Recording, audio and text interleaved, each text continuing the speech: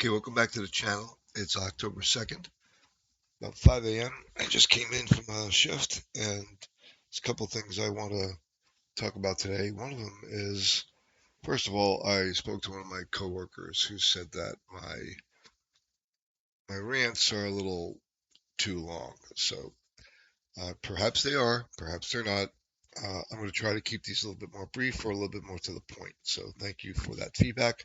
And anybody else who has feedback, please provide it. Okay, today I want to talk about the cluster B personality or the cluster B disorder.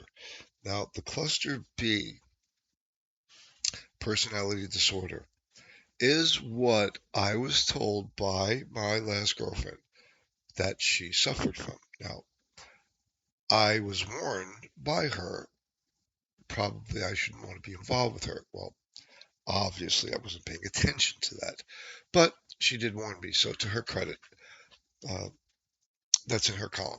But let me explain to you what a cluster B personality disorder is and whether or not you're experiencing this. And if you are, please talk to us in the comment section because, obviously we want to discuss this and, we want to hash this out. So, cluster B personality disorders affect a person's emotions and behaviors, leading to actions that others tend to consider dramatic, overly emotional, or erratic. A personality disorder is a mental health condition that affects the way that a person thinks, behaves, and relates to others. These disorders can lead to significant distress and, in many cases, harmful coping strategies.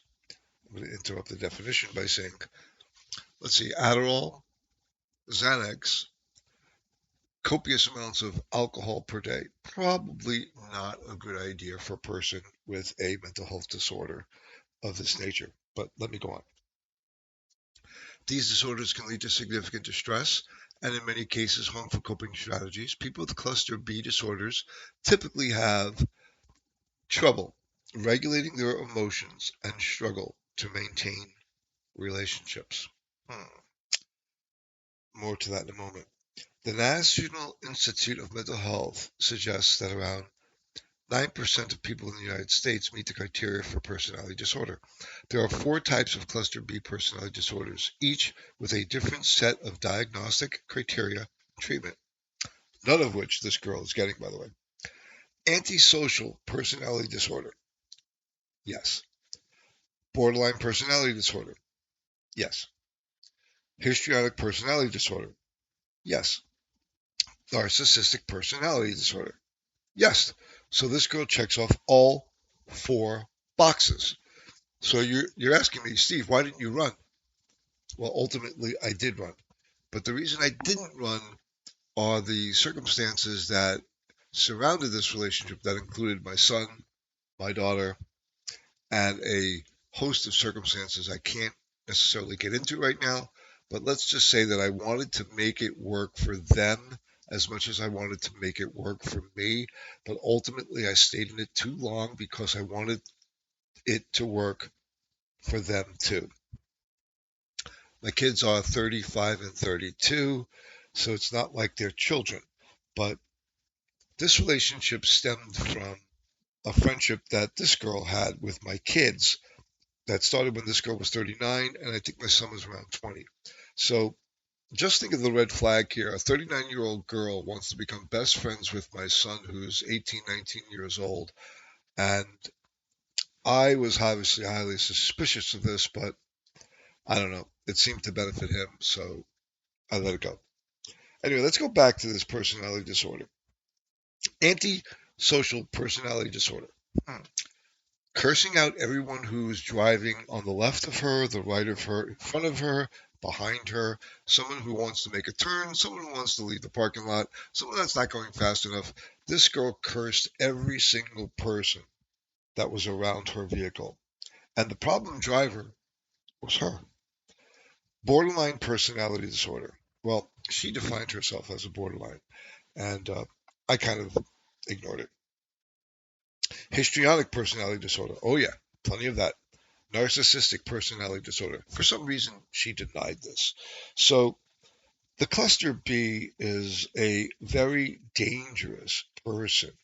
And I want to just read again the definition, or not the definition, but people with this personality disorder are likely to experience other mental health conditions, such as anxiety, yes, mood disorders, yes, depression, yes, substance abuse disorders, yes. So she checked off all the boxes. Now, can a person who is otherwise healthy have a healthy relationship with a person like this? No. If you're involved with a person like this, you're not going to save her. You're not going to be the one who's the exception. She may tell you that you're the exception. She may tell you that she loves you. None of it matters. They don't know how to love. What I'm hoping for is to help anyone in a condition like this, in a circumstance like this, that doesn't understand what they're involved with. At least I understood what was going on. I knew what was going on. I accepted what was going on. And I provided for this relationship until it became dangerous to me. And that is where most men must draw this line. And of course, you must draw it sooner than later. So anyone who's got a comment, please comment. The person that I'm describing, I don't want you to comment. I understand that you're stalking me on social media. I don't know why.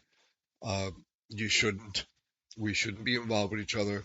I don't want anything to do with you. You said you don't want anything to do with me. If that's the case, why are you stalking me on social media? Anyway, this is it for tonight. I want feedback. I'd like for you to like, subscribe, help me grow this channel. I want to become a digital nomad, and I need your help to do that. Okay, peace out.